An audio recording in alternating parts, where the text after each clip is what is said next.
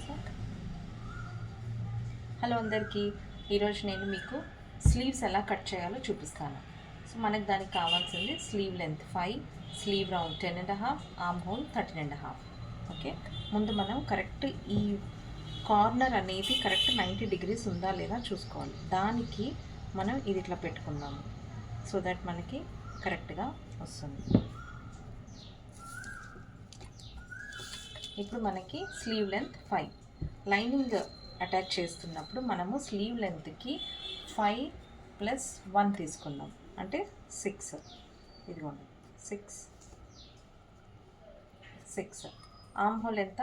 13.5. So arm whole 13.5 ఉన్నప్పుడు మనము ఇక్కడ 2.5 వరకు తీసుకున్న చాలు. Slew round 10.5. 10.5లో సగం ఎంత? 5.5. ఖర్చు కోసం 5.5.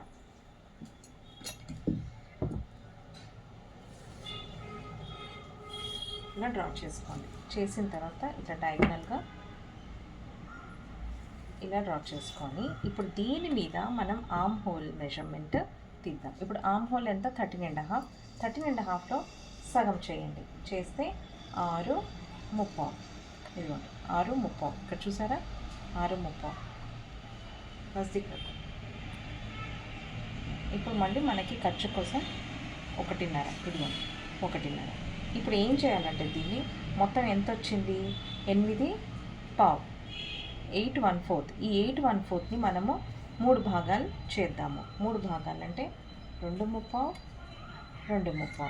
ఇలా చేశాక పైన 1/2 ఇంచ్, కింద 1/2 ఇంచ్ తీసుకుందాం. ఇప్పుడు ఫస్ట్ మనం ఈ 2 కలిపేద్దాము. కలిపేశాక ఎప్పుడైనా కింద లైన్ డ్రా చేసుకుందాం.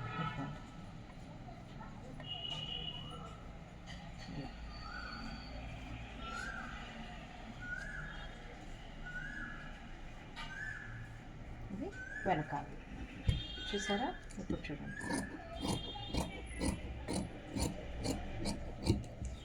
ఇంకోటి, ఎప్పుడైనా సరే కొంచెం ఎక్స్ట్రానే తీసుకోండి. ఇక్కడ ఎందుకైనా మంచిది, ఎక్స్ట్రా కట్ చేసుకుందాం.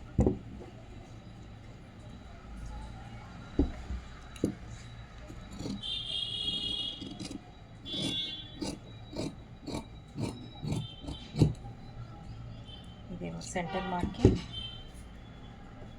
ఇక్కడేమో ఆర్మ్ హోల్ మార్కింగ్ ఇచ్చేద్దాము. తర్వాత ఈ లేయర్ ఇలా లేపి మనము ఫ్రంట్ మార్కింగ్ డ్రా చేసుకుందాం. ఫ్రంట్ ఆర్మ్ హోల్ చేసుకున్నాక ఈ ఫ్రంట్ ఆర్మ్ హోల్ తెలియటానికి మళ్ళీ ఇట్లా మార్కింగ్ చేసుకుందాం. ఎందుకంటే మనం బ్లౌజ్కి పెట్టి కుట్టేటప్పుడు మనకి ఇక్కడ centre marking, front marking, arm whole marking ఇవి బాగా యూజ్ అవుతాయి.